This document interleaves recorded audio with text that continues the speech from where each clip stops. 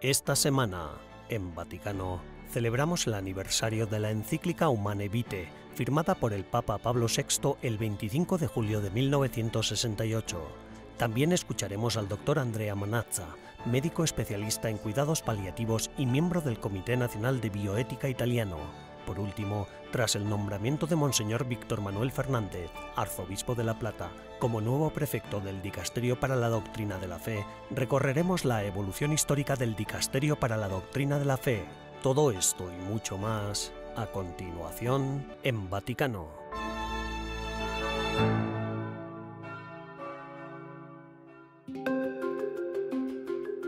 Esta semana, nuestras novedades desde el Vaticano se producen como respuesta a las informaciones recibidas en torno a Ucrania. En la cumbre de la OTAN celebrada en Lituania no se acordó ningún plazo para la adhesión de Ucrania, pero el G7, en una declaración de última hora, ofreció garantías de seguridad a largo plazo para el país en guerra. Entre las respuestas internacionales, destacó la controvertida decisión del presidente Biden de enviar bombas de racimo a Ucrania. Aquí en el Vaticano, el principal diplomático de la Santa Sede, el arzobispo Paul Gallagher, que ocupa el cargo desde 2014, se refirió al conflicto de Ucrania y no eludió responder a las críticas que recibió el Papa Francisco. Ante un auditorio abarrotado, con la presencia de numerosos militares y embajadores, en la presentación de una nueva colección de ensayos sobre la guerra llamada Lecciones sobre Ucrania, el arzobispo dedicó gran parte de su intervención a defender la postura diplomática del Papa Francisco, que parecía cuestionarse a lo largo de varios artículos de la revista. Las palabras y los gestos públicos del Papa son un hecho y su interpretación debe hacerse con libertad y discreción.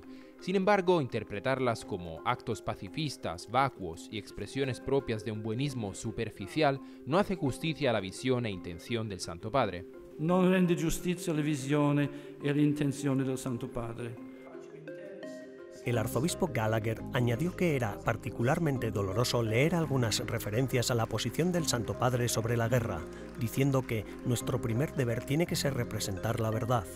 Además, reconoce que algunos ucranianos, incluidos representantes religiosos y autoridades gubernamentales, se han sentido profundamente decepcionados por algunas de las declaraciones del Papa Francisco durante el conflicto, pero subraya que la Santa Sede no ha hecho la vista gorda ante los crímenes de guerra cometidos por el ejército ruso, ni jamás ha pretendido equiparar a un país víctima con el agresor. Es importante señalar que la Santa Sede decidió mantener su nunciatura apostólica en Kiev, una postura clara que demostraba la solidaridad cristiana con las personas que sufren, además de representar el abrazo del Santo Padre al pueblo ucraniano, hecho que también fue expresado en varias visitas pastorales de cardenales a Ucrania, incluida la visita del cardenal Zuppi el mes pasado tanto a Kiev como a Moscú.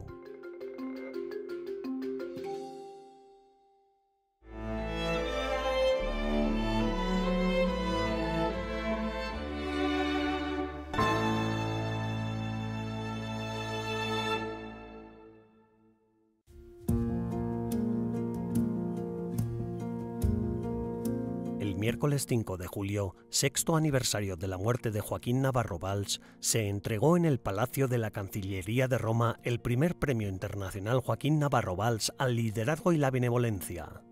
El galardonado fue el diseñador Brunello Cucinelli, un hombre nacido en el seno de una familia de agricultores que creció en el campo. Se dedicó a la conservación y reestructuración de la pequeña ciudad italiana de Solomeo, donde se crió y cuyo sobrenombre es la ciudad de la cachemira y la armonía. El premio es una iniciativa de la Fundación de la Universidad Biomédica, cuyo patronato presidía Navarro Valls. La Universidad Campus Biomédico de Roma creó un fondo de becas en nombre de Navarro Valls, con el objetivo de promover los principios de promoción social y de reconocimiento de las personas meritorias, garantizando el derecho al estudio, la inclusión, el desarrollo y el reconocimiento del talento.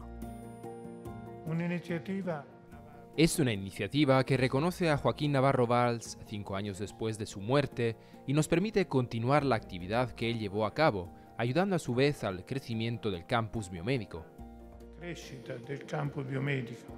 Io credo, signore e signori premiati, Galardonados, Creo que recibir un premio con el nombre de Joaquín Navarro Valls por causa de dos propósitos como son el liderazgo y la benevolencia es el máximo galardón que se puede alcanzar.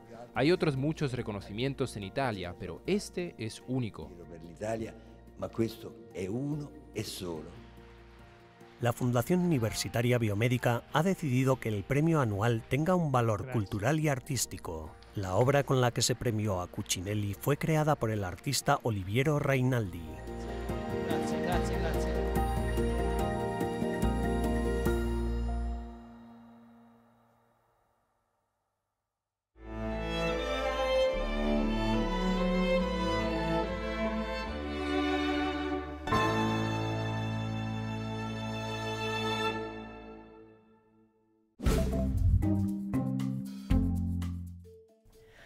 Hola y bienvenidos a las novedades del Vaticano de esta semana, las noticias más importantes sobre el Papa Francisco y el Vaticano.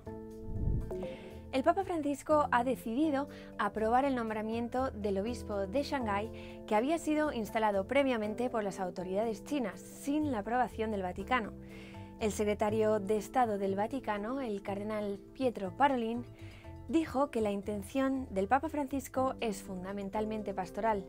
El obispo Joseph Shen Bin fue instalado en Shanghái en abril, violando el acuerdo provisional de la Santa Sede con Pekín sobre el nombramiento de obispos. Los obispos europeos han hecho pública una declaración en la que condenan la formulación de un derecho al aborto en la Carta de los Derechos Fundamentales de la Unión Europea.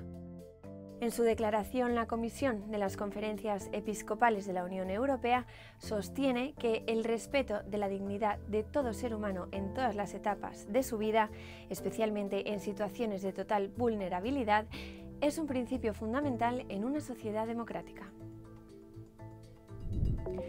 El cardenal Matteo Zuppi se reunió con el presidente estadounidense Joe Biden en Washington para hablar acerca de la guerra en Ucrania.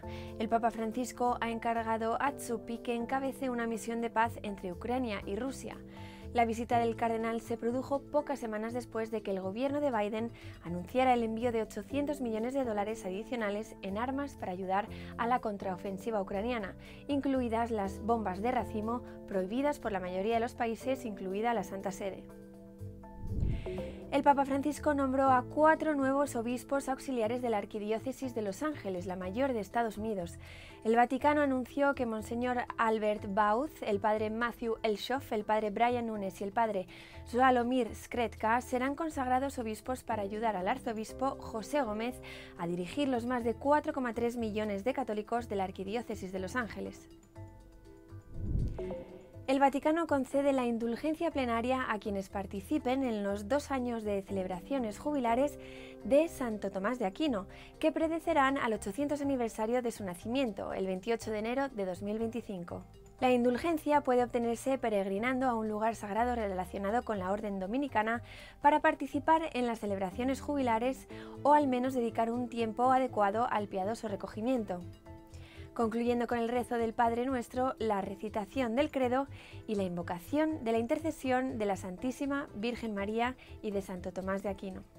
Gracias por ver las novedades del Vaticano de esta semana. Les ha informado Almudena Martínez Bordiú para EWTN Vaticano.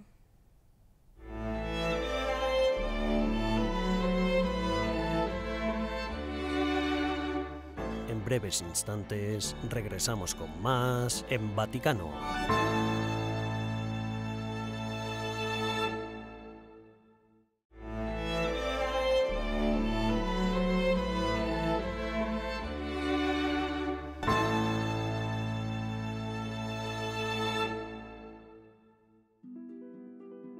En julio de 2023 se cumplen 55 años de la publicación de la última encíclica del Papa San Juan Pablo VI, Humane Vitae, sobre la vida humana en 1968. En ella, el Papa Pablo VI defendió la enseñanza católica sobre la protección del derecho a la vida. La píldora anticonceptiva se comercializó en 1960 y se abrió un debate sobre si los católicos podían utilizarla o no junto con los métodos naturales de planificación familiar. En aquel momento parecía imposible que se avecinara el cambio que después sobrevino. La publicación de la Humanae Vitae sorprendió a algunos católicos que habían empezado a utilizar anticonceptivos, lo que llevó a muchos a pasar por alto los contenidos de la encíclica.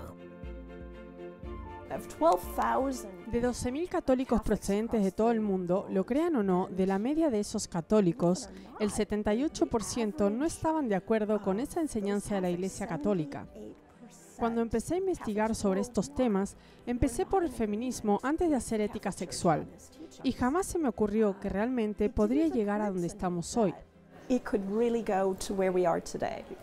Las palabras de la Humanae Vitae van más allá del control de la natalidad y hablan de lo que significa ser humano y amar con generosidad, lo que está en el centro de los debates actuales sobre el transhumanismo y la reproducción artificial.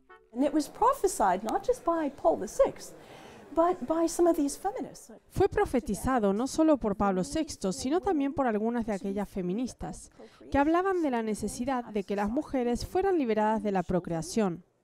Pues ya estamos en el camino de tener una sociedad en la que acabaremos creando niños y mujeres. Nadie tomó en serio aquella extraña doctrina. Pero aquí estamos, 20 años más tarde, y eso es exactamente lo que está sucediendo. Y me sorprende. Cada vez aprecio más la cualidad profética de Humanae Vitae y la necesidad de unirnos todos a esa voz, para hablar a nuestros contemporáneos que ansían raíces firmes, algo que les hable de verdad y les dé un punto de anclaje. El transhumanismo es un movimiento de personas que buscan formas de mejorar la biología humana para alargar la vida y, en última instancia, descubrir una forma de vivir para siempre. Esto incluye concepciones que implican descargar la mente a un ordenador, algo quizás inimaginable en tiempos de Pablo VI, pero la Humanae Vitae puede ser instructiva incluso en estos ámbitos modernos. Como alguien que ha estado trabajando en el transhumanismo en los últimos años, me doy cuenta de que la ciencia y la tecnología a veces van demasiado rápido en una dirección, pero la sabiduría, la reflexión prudente y la responsabilidad deben avanzar a un ritmo más lento. Es necesario recorrer un camino.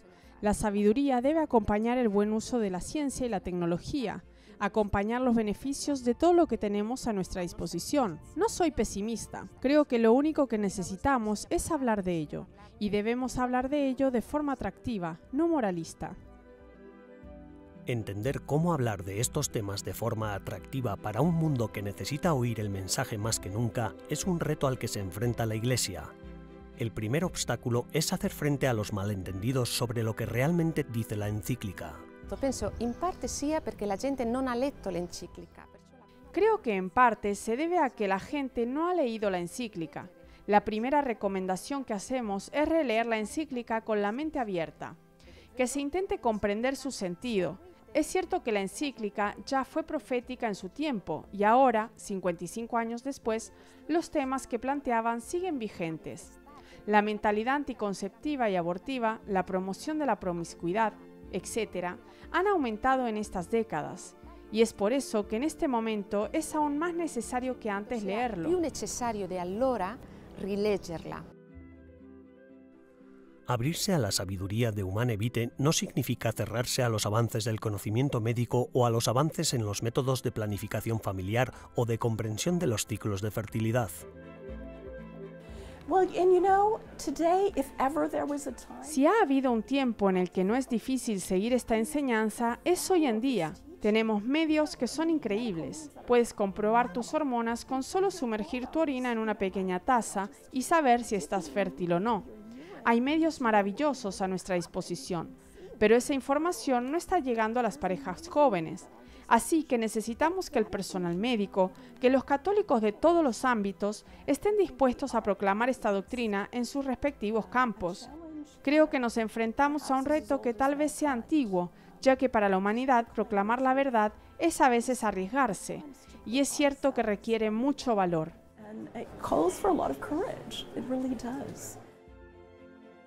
En este 55 aniversario de la Humanae Vitae, más de medio siglo después, merece la pena dedicar tiempo a la oración y a la reflexión sobre este trascendental documento, profundizando en nuestro testimonio cristiano y en la comprensión de su mensaje universal y de su vigencia.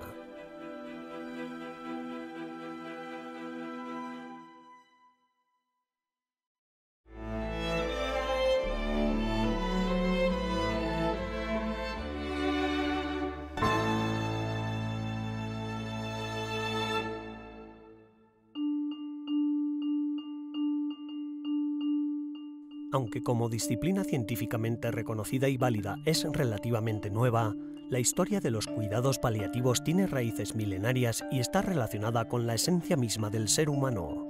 Profundizamos en este delicado asunto acompañados por el Dr. Andrea Manazza, médico especialista en cuidados paliativos y miembro del equipo del nuevo Comité Nacional de Bioética italiano, nombrado directamente por el presidente del Consejo de Ministros de Italia. Doctor Manazza, ¿puede explicarnos qué son los cuidados paliativos y contarnos cómo se descubrieron? Sí. Le cure palliative sono una disciplina médica que... Sí, los cuidados paliativos son una disciplina médica dedicada a la asistencia de los enfermos más complicados. Empezó como una disciplina al servicio de los enfermos terminales, muy a menudo pacientes afectados por enfermedades con tumores cancerígenas, y después, poco a poco, se ha ido extendiendo, en el sentido de que sus raíces históricas se remontan a la época del Imperio Romano tardío, cuando una matrona decidió dedicar su dinero a fundar el primer llamado hospicio. Era un centro de recuperación dedicado a los peregrinos enfermos. Poco a poco, a partir de ahí, una serie de lugares dedicados a asistir a peregrinos y enfermos pobres se extendieron por toda la Europa continental. En el siglo pasado, en un momento dado, una enfermera inglesa se dio cuenta de que existía un problema específico en relación con los enfermos terminales, en particular con los afectados por tumores en fase avanzada. Y es que, a su juicio, estos pacientes no morían bien. Se llamaba Cicely Saunders. Fue a hablar con su médico de cabecera y este le dijo que tenía razón, pero que el problema no era de enfermería, sino de los médicos. Le dijo que eran los médicos quienes abandonaban a los pacientes al final de sus vidas, no las enfermeras. Y ella, con un gran espíritu de iniciativa y fuerza de voluntad, decidió licenciarse en medicina. Se hizo médica y reunió a su alrededor a un grupo de personas que empezaron a asistir a los enfermos, a investigar y enseñar sobre los cuidados paliativos. En 1967 fundó en Londres el primer hospicio de la era contemporánea, el St. Christopher's. Se construyó para asistir a los enfermos que para otros eran demasiado complejos y desesperantes. A menudo nos dicen, ya no hay nada que hacer, es todo tuyo. A lo que nosotros respondemos, ok, ahora es cuando nosotros empezamos. La prima equipe di assistenza al domicilio. Tuttavia, alcuni paesi associano le cure... Quizás por eso algunos países asocian los cuidados paliativos a una asistencia médica en el momento de la muerte, que podría incluir la posibilidad de solicitar la eutanasia o el suicidio asistido. ¿Qué opina usted al respecto? ¿Cree que con el tiempo será posible evitar esta asociación?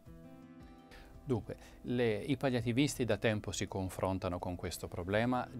Los que nos dedicamos a los cuidados paliativos llevamos mucho tiempo enfrentándonos a este problema. Nos hemos dado cuenta de que existía un problema concreto en el sentido de que normalmente los pacientes, en un cierto porcentaje de casos, puede acudir a nosotros en situaciones de sufrimiento hasta el punto de pedir la muerte de diferentes maneras. Por lo tanto, no es algo que deba escandalizar. Cuando el sufrimiento supera cierto nivel, un paciente puede pedirla. Ahora bien, tampoco hay que exagerar considerando que toda la medicina que llegó antes fue un fracaso, ni hay por qué cometer el error de considerar esta petición como una manifestación de autonomía del paciente o de autodeterminación. Es una manifestación de fragilidad, una fragilidad extrema que pone al paciente en condiciones de tener que pedir dejar de vivir porque ya no es capaz de vivir como necesita. Por lo que en realidad lo que hay son situaciones muy diferentes, y para cada una de las cuales es importante intervenir, sabiendo que es la manifestación de un sufrimiento y que cada una requiere una ayuda específica. Por lo que desde luego no abandono terapéutico, nada más alejado del tratamiento más humano de la situación, sino más calidad y cantidad, adaptando el tratamiento a la persona enferma, no imponiendo la propia visión de la realidad ni intentar intervenir en su vida.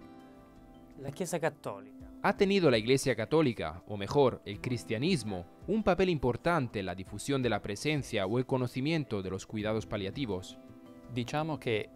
Sin duda, los cuidados paliativos nacieron como un impulso cultural en el seno de la Iglesia Católica, y más allá de la motivación, está también el compromiso de los individuos. A lo largo de los siglos, en Europa siempre ha existido este vínculo entre la motivación religiosa y el compromiso personal, es decir, no solo las donaciones, sino también la dedicación del tiempo y los recursos propios. Ahí es donde entra Cicely Saunders. Ella realizó la primera experimentación con morfina en un hospital católico, pocos años antes de que Pío XII aclarara de una vez por todas la posibilidad de utilizar el principio de acción y doble efecto en el tratamiento de los pacientes. Hasta entonces, muchos médicos católicos y no católicos, sin distinción, se preocupaban de exagerar la dosis de los fármacos por el riesgo de perjudicar la vida del paciente. No hay duda de que hay una innegable contribución del cristianismo al nacimiento y desarrollo de los cuidados paliativos, que no dejan de ser una buena práctica clínica. Es decir, no es una respuesta confesional, sino una respuesta racional que nace gracias a la aportación de la fe, pero que debe ponerse a disposición de todos, no imponerse. Debe essere resa disponibile a tutti, non imposta, ma resa disponibile a tutti. Doctor Mannazza, gracias. A voi.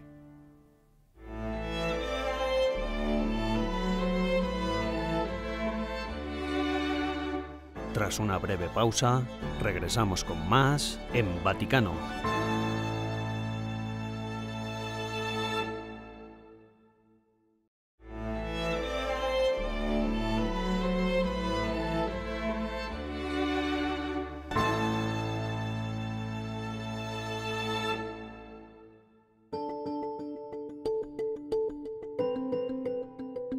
El sábado 1 de julio, el Papa Francisco nombró al arzobispo de La Plata, Argentina, Monseñor Víctor Manuel Fernández, nuevo prefecto del Dicasterio para la Doctrina de la Fe.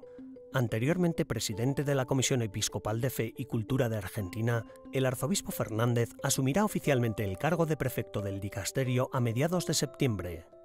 El dicasterio fue instituido en 1542 por el Papa Pablo III, que creó una comisión de 6 cardenales con la misión de velar por las cuestiones de fe y evitar la difusión de falsas doctrinas. Esta comisión recibió el nombre de Santa Inquisición Romana y Universal.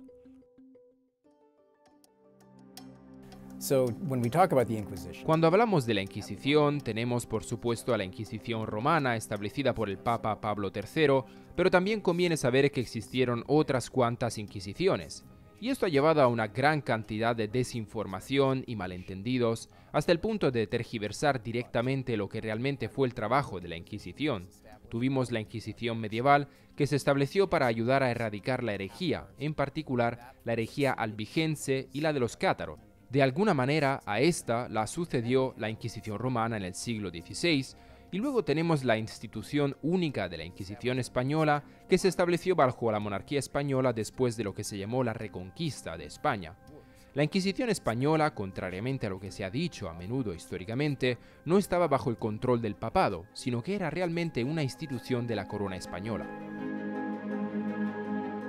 No fue hasta la reforma de la curia realizada por el Papa Sixto V en 1588 que la actividad de la Inquisición, también conocida como Santo Oficio, se extendió a todo lo que pudiera concernir a la fe y a la moral. Todas las instituciones, pero especialmente la Inquisición española, han sido objeto de lo que se conoce como la leyenda negra. Se trata de una serie de ideas propagandísticas perpetradas en particular por los protestantes, pero también incluso en tiempos modernos por aquellos a quienes no les gusta la Iglesia. Dicen que de alguna manera la Inquisición fue responsable de la muerte y los juicios y ejecuciones y tortura de millones de personas, a veces cientos de miles de personas. Estos son ejemplos de afirmaciones que se han vertido sobre la Inquisición española, pero lo que sabemos es que históricamente las cifras fueron significativamente menores. Se trata de una cuestión de registro histórico, porque la Inquisición española llevaba registros muy minuciosos. Ahora, ¿debería haber sido una actividad en la que la Iglesia se viera involucrada? No, de ningún modo. En la época contemporánea, esta congregación cambió varias veces de nombre. En 1908, el Papa San Pío X reorganizó la congregación una vez más, cambiando su antiguo nombre por el de Sagrada Congregación del Santo Oficio. En 1965, el Papa San Pablo VI cambió su nombre por el de Sagrada Congregación para la Doctrina de la Fe, actualizando los métodos utilizados para el examen de las doctrinas. En 1988, el Papa San Juan Pablo II, a través de la Constitución Pastor Bonus, decidió reformar toda la curia romana, dando una nueva estructura y competencias a la Congregación para la Doctrina de la Fe. Finalmente, el Papa Francisco, con la Constitución Apostólica Predicate Evangelium del 19 de marzo de 2022, modificó la denominación y la estructura interna de la Congregación para la Doctrina de la Fe, cambiando su nombre por el de Dicasterio para la Doctrina de la Fe. La llegada del cardenal Joseph Ratzinger en 1981 como jefe de la congregación, entonces Congregación de la Doctrina de la Fe, fue un momento muy importante, no solo en el pontificado de Juan Pablo II, sino también en la vida de la Iglesia moderna. Ratzinger comprendió dos cosas que eran muy importantes. La primera era que en su papel de prefecto estaba supervisando una congregación que tenía como función un lado positivo y otro negativo. En el lado positivo debía ayudar a articular para avanzar las enseñanzas y la comprensión de la fe. El lado negativo era también que debía salvaguardar las enseñanzas de la fe. Pero el otro legado duradero de Joseph Ratzinger como prefecto de la Congregación para la Doctrina de la Fe fue cómo durante años impulsó sistemáticamente la respuesta de la Iglesia a la crisis de los abusos sexuales por parte del clero. Fue en gran parte gracias a su influencia que los casos fueron esencialmente puestos bajo el paraguas de la Congregación para la Doctrina de la Fe. Gran parte del progreso que siguió en aquellos años, a finales del pontificado de San Juan Pablo II y luego en su propio pontificado, podemos considerarlo directamente como el trabajo que hizo Joseph Ratzinger como prefecto de la Congregación para la Doctrina de la Fe.